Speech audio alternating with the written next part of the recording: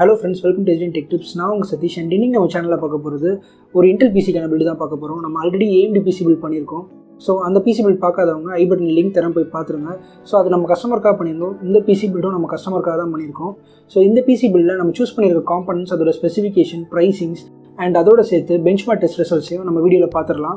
So வீடியோக்குள்ளே போகிறதுக்கு முன்னாடி நம்ம சேனல் சப்ஸ்கிரைப் பண்ணாதவங்க சப்ஸ்கிரைப் பண்ணிக்கோங்க. நீங்கள் பண்ணுற சப்ஸ்கிரைப் தான் அடுத்ததாக நாங்கள் வீடியோ போகிறதுக்கு எங்களுக்கு ஒரு மோட்டிவேஷனாக இருக்கும். அண்ட் அப்படியே அந்த நோட்டிஃபிகேஷன் பெல் ஐக்கானை செலக்ட் பண்ணிக்கோங்க. அப்போ தான் ஃபர்தராக நாங்கள் போடுற வீடியோஸ் உங்கள் நோட்டிஃபிகேஷன் வரும். வாங்க வீடியோக்குள்ளே போகலாம்.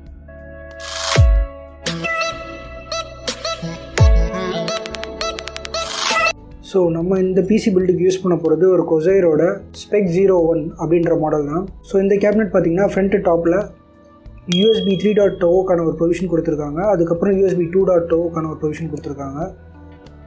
அதுக்கப்புறம் பவர் பட்டன், ஆடியோ ஜாக், அதுக்கப்புறம் ரீசெட்கான பட்டன் கொடுத்துருக்காங்க.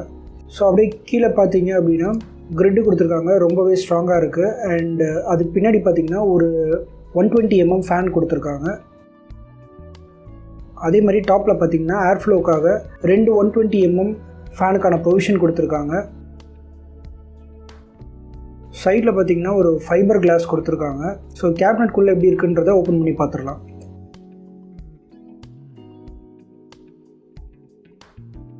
நல்லாயிருக்கு. நம்ம ப்ரீவியஸாக பண்ண AMD ப்ராசஸர் பில்டோட கேபினெட்டை கம்பேர் பண்ணும்போது இந்த கேபினெட் பார்த்திங்கன்னா இன்னும் கொஞ்சம் ஆடட் ஃபீச்சர்ஸ் இருக்குன்னு சொல்லலாம். பார்த்திங்கன்னா இதில் தனித்தனியாக ஹார்ட் டிஸ்க் ஆட் பண்ணுறதுக்கு உங்களுக்கு ஸ்லாட்ஸ் கொடுத்துருக்காங்க. உங்களுக்கு ஹார்ட் டிஸ்க் ஆட் பண்ணணும் அப்படின்னா நீங்கள் இந்த ஸ்லாட்டை வெளில எடுத்து ஹார்ட் டிஸ்க்கை மவுண்ட் பண்ணிவிட்டு அதுக்கப்புறம் உள்ளே இந்த ஸ்லாட்டை தள்ளிடலாம். ஸோ இது கஸ்டமருக்காக பில்ட் பண்ணுற பிசின்னு சொல்லியிருந்தோம். அவரோட ரெக்குயர்மெண்ட் எப்படின்னு பார்த்திங்கன்னா கேபினெட்டில் DVD ட்ரைவோடு கேட்டிருந்தாங்க. ஸோ அதனால் இந்த ஒரு கேபினெட்டை நம்ம சூஸ் பண்ணியிருக்கோம்.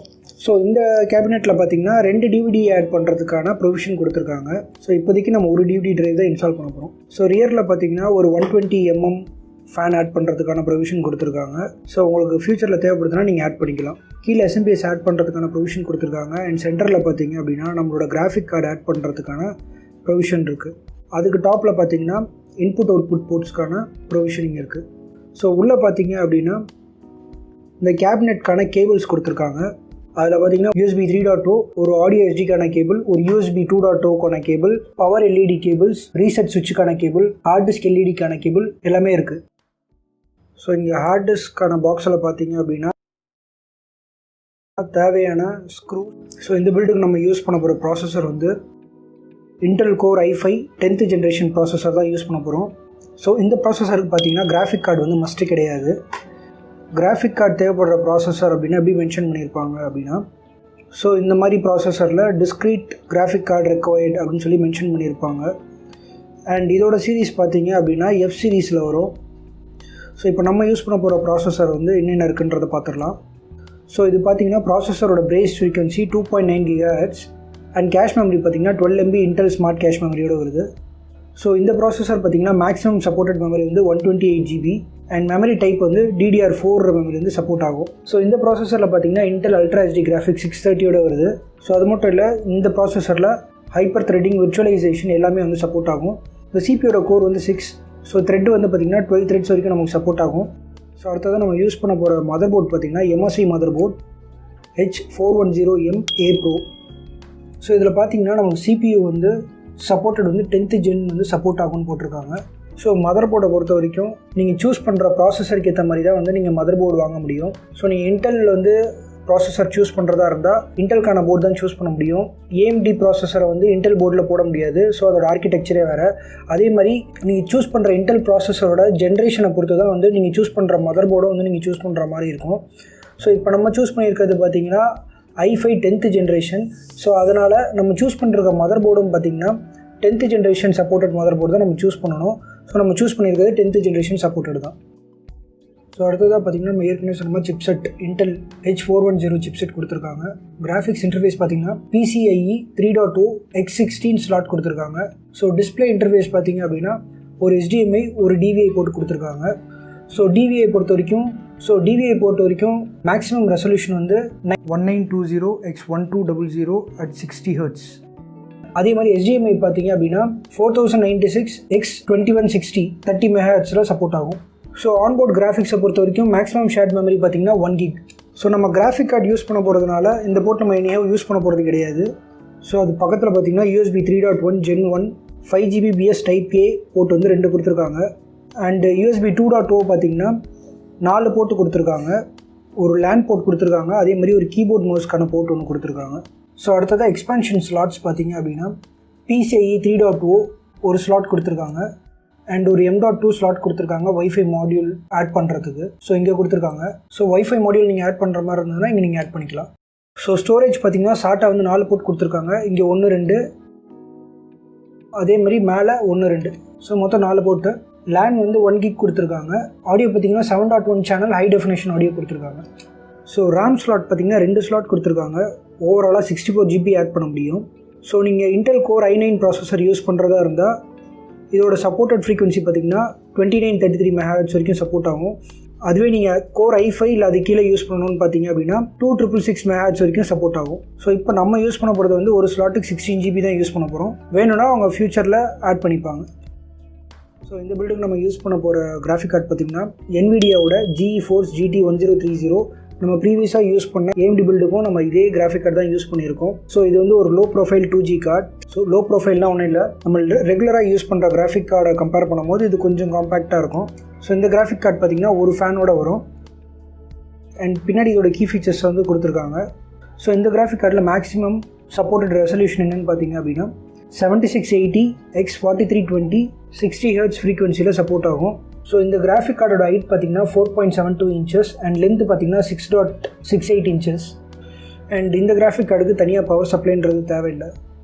ஸோ ஹார்ட் டிஸ்க் பார்த்திங்கன்னா க்ரூஷியலோட NVMe M.2 solid state drive தான் யூஸ் பண்ண போகிறோம். இது வந்து ஒரு 250 GB ஹார்ட் ட்ரைவ். ஸோ அதே மாதிரி ரேம் பார்த்திங்கன்னா Corsairோட DDR4 RAM 16 GB 3000 MHz frequency. So இந்த ரேம் பார்த்திங்கன்னா ஹீட் சிங்கோட தான் வருது. நம்ம செகண்டரி யூஸ் பண்ண போகிற ஹார்ட் டிஸ்க் வந்து Seagateோட Barracuda hard disk 1 TB 7200 RPM. Power சப்ளையும் பார்த்திங்கன்னா நம்ம ப்ரீவியஸ் பில்லில் யூஸ் பண்ண சேம் பவர் சப்ளை தான். Antecோட BP 450P. So build start பண்ணிடலாம். ஃபஸ்ட்டு CPUவோட சைட் பேனல்ஸை ரிமூவ் பண்ணிவிடுவோம்.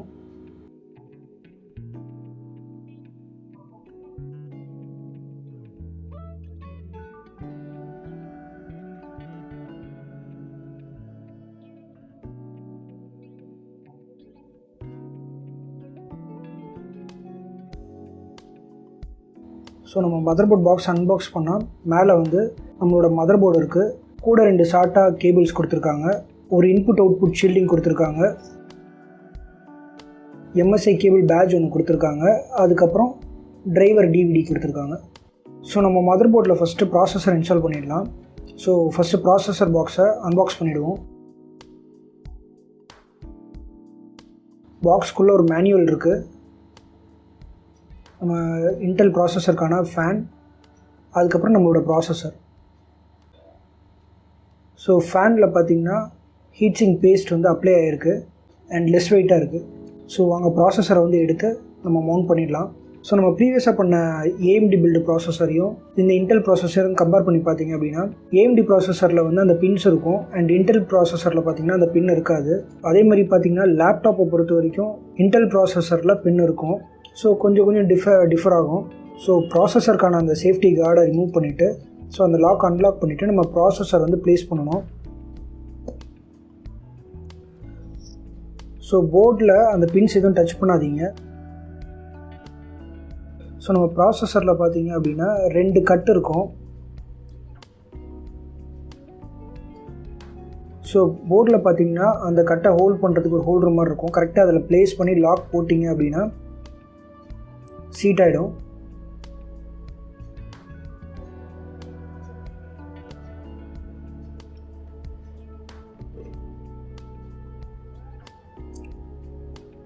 ஸோ லாக் ஆகிடுச்சு. ஸோ அடுத்ததான் நம்ம ப்ராசஸருக்கான ஃபேனை வந்து மவுண்ட் பண்ணிடலாம். CPU ஃபேன் கனெக்டர் இருக்குது, அதே மாதிரி சிஸ்டம் ஃபேன் கனெக்டர் இருக்குது. ஸோ நம்ம CPU ஃபேன் கனெக்டரில் தான் அதை கரெக்டாக நம்ம கனெக்ட் பண்ண வேண்டியிருக்கோம். ஸோ ஃபஸ்ட் நம்ம மவுண்ட் பண்ணிடலாம். கரெக்டாக நீங்கள் அந்த போர்டில் ப்ளேஸ் பண்ணிவிட்டு அந்த பட்டனை ப்ரெஸ் பண்ணிங்க அப்படின்னாலே லாக் ஆகிடும். ஸோ அடுத்ததாக நம்ம ப்ரீவியஸாக சொன்ன மாதிரி அந்த கேபிளை வந்து கனெக்ட் பண்ணிடுவோம். ஸோ அடுத்ததாக ரேம் இன்ஸ்டால் பண்ணிடலாம்.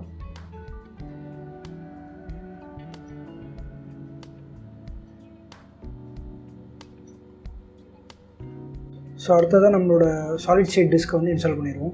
ஸோ இந்த ஹார்ட் ட்ரைவோட ரீட் கெப்பாசிட்டி பார்த்திங்கன்னா 2300 MB அண்ட் ரைட் கெப்பாசிட்டி பார்த்திங்கன்னா 940 MB. ஸோ ஃபர்ஸ்ட் பார்த்திங்கன்னா அந்த இன்புட் அவுட்புட் ஷீல்டை வந்து நம்ம போட்டுருவோம். அதுக்கப்புறமா நம்ம மதர் போர்டை ப்ளேஸ் பண்ணிவிடுவோம். ஸோ ப்ளேஸ் பண்ணும்போது கொஞ்சம் கேர்ஃபுல்லாக ப்ளேஸ் பண்ணுங்கள். அந்த இன்புட் அவுட்புட் ஷீல்டு வந்து USB போர்ட்டில் மாட்டிக்காத அளவு கரெக்டாக பார்த்து ப்ளேஸ் பண்ணணும். ஸோ ப்ளேஸ் பண்ணிவிட்டு தேவையான ஸ்க்ரூஸ் எல்லாத்தையும் வந்து நம்ம வந்து போட்டு மவுண்ட் பண்ணிவிடுவோம் போர்டை.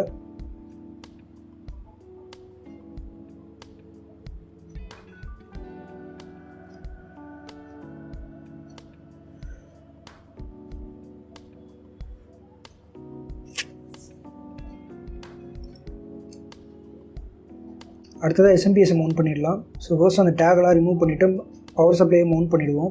ஸோ அப்புறம் அந்த கேபிள்ஸ் எல்லாத்தையும் நம்ம வந்து சைட் பக்கம் கொண்டு போயிடுவோம். ஸோ கேபிள் மேனேஜ்மெண்ட் பண்ணணும். ஸோ அடுத்ததாக ஹார்ட் டிஸ்க் மவுண்ட் பண்ணிடுவோம்.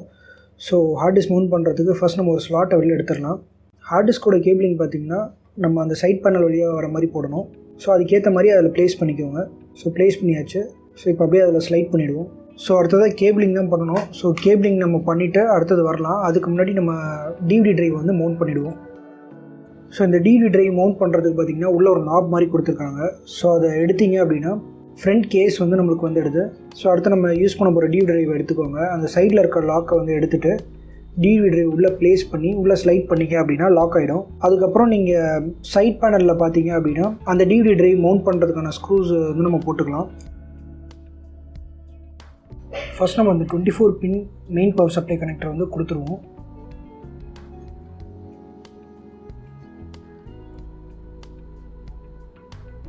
கொடுத்தாச்சு.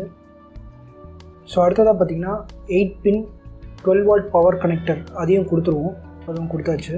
ஸோ கேபிள்ஸ்லாம் நல்லா கொஞ்சம் உள்ளே வந்து ப்ரெஸ் பண்ணி விட்டுருங்க. ஸோ கிராஃபிக் கார்டுக்கான கேபிள் நம்ம யூஸ் பண்ண போகிறது கிடையாது. அதனால் அதை இங்கேயே வந்து நம்ம டேக் போட்டு வச்சிடலாம். ஸோ நம்ம ஹார்ட் ட்ரைவுக்கு கொடுக்க போகிற ஒரு SATA கேபிள் அண்ட் அதுக்கான பவர் கனெக்டர் ரெண்டுத்தையும் கொடுத்துருவோம்.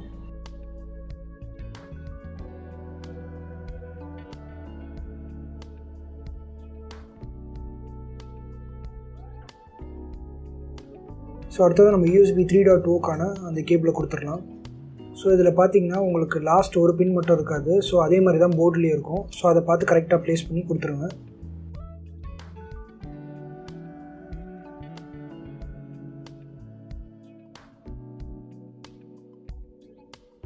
ஸோ போர்டில் பார்த்தீங்கன்னா left side plus right side minus.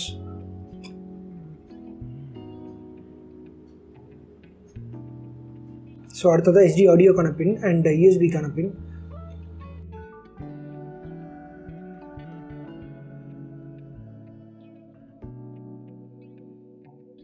So அடுத்ததாக நம்ம கேபிள் மேனேஜ்மெண்ட் எப்படி பண்ணியிருக்கோன்னு பார்த்துடலாம். ஸோ பின்னாடி பார்த்தீங்க அப்படின்னா எல்லா கேபிள்ஸையும் அலைன் பண்ணி அவங்க கொடுத்துருக்க டேகை போட்டாச்சு.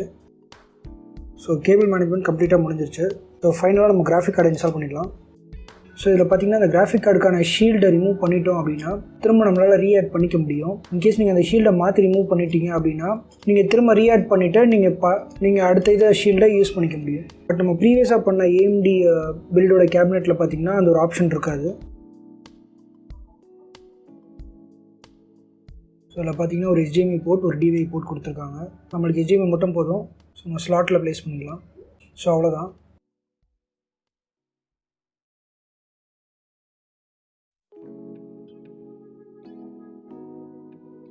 ஸோ இப்போ அதுக்கு தேவையான ஸ்க்ரூஸ்லாம் போட்டுடலாம். அப்போ தான் நம்ம கிராஃபிக் கார்டு வந்து திரும்ப மூவ் ஆகாமல் இருக்கும் கேபிளில் வந்து இன்செர்ட் பண்ணும்போது. கிராஃபிக் கார்டோட இன்னொன்று ஒரு ஷீல்டும் கொடுத்துருக்காங்க. ஸோ நீங்கள் சின்ன CPUவில் யூஸ் பண்ணுறதா இருந்தால் ஸோ நீங்கள் இதை ரிமூவ் பண்ணிவிட்டு நீங்கள் இந்த இதில் ஸ்க்ரூவை போட்டு நீங்கள் மவுண்ட் பண்ணிக்க முடியும். ஸோ ஃபைனலாக பார்த்தீங்கன்னா இந்த கேபினெட் கீழேயும் பார்த்தீங்க அப்படின்னா SMPS கீழே ஒரு ஃபில்டர் கொடுத்துருக்காங்க. நீங்கள் வேணும்னா இதை வந்து ஃபில்டர் ரிமூவ் பண்ணிவிட்டு க்ளீன் பண்ணிட்டு திரும்ப போட்டுக்கலாம். ஸோ மேலே வந்து ஃபேன் நம்ம வைக்க போகிறது கிடையாது. அதனால் வந்து அந்த ஒரு இடத்த வந்து ஒரு தின்னான ஒரு கிளாத் வச்சு கவர் பண்ணிட்டோம். ஸோ டஸ்ட் அதிகமாக அடையக்கூடாதுன்றதுக்காக. ஸோ இப்போ எல்லாம் முடிஞ்சு சைட் பேனல் நம்ம க்ளோஸ் பண்ணிடலாம்.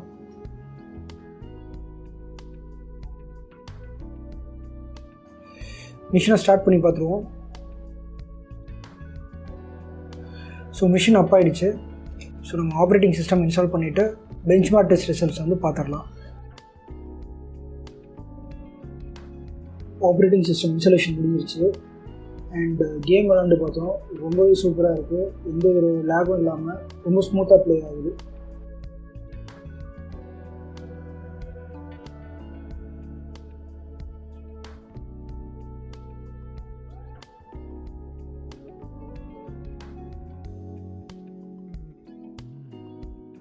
ஸோ அடுத்தது நம்ம சிஸ்டமோட பெஞ்ச்மார்க் டெஸ்ட் ரிசல்ட்ஸ் பற்றி பார்த்துடலாம். ஸோ நம்ம பெஞ்ச்மார்க்கு சினிபெஞ்ச் R15 இந்த டூல் தான் யூஸ் பண்ண போகிறோம். ஸோ ஸ்கேன் ரன் பண்ணியிருக்கோம். ஸோ முதல்ல பார்த்தீங்கன்னா ஓப்பன் கிராஃபிக்ஸ் லைப்ரரியோட டெஸ்ட் ரிசல்ட்ஸை பார்த்துடலாம்.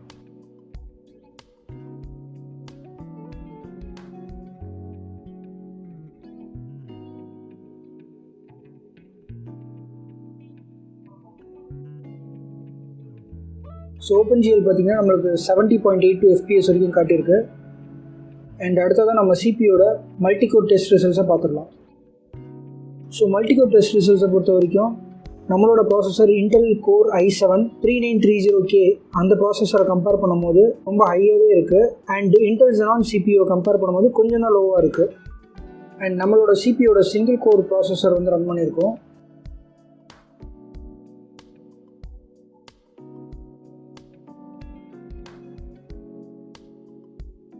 ஸோ அதோட டெஸ்ட் ரிசல்ட்ஸ் பார்த்தீங்க அப்படின்னா 161 காட்டியிருக்கு. ஸோ இது பார்த்தீங்கன்னா இன்டெல் கோர் i7-3930K கம்பேர் பண்ணும்போது ஹையாக இருக்குது. And Intel core i7 4th generation CPO compare பண்ணும்போது கொஞ்சம் லோவாக இருக்குது. ஸோ இந்த வீடியோ பிடிச்சிருந்தா லைக் கமெண்ட் ஷேர் பண்ணுங்கள். அப்படி நம்ம சேனலை சப்ஸ்கிரைப் பண்ண மறந்துடாதீங்க. ஸோ இதே மாதிரி அடுத்த ஒரு டெக்னிக்கல் வீடியோவில் உங்களை மீட் பண்ணுறேன். தேங்க்யூ.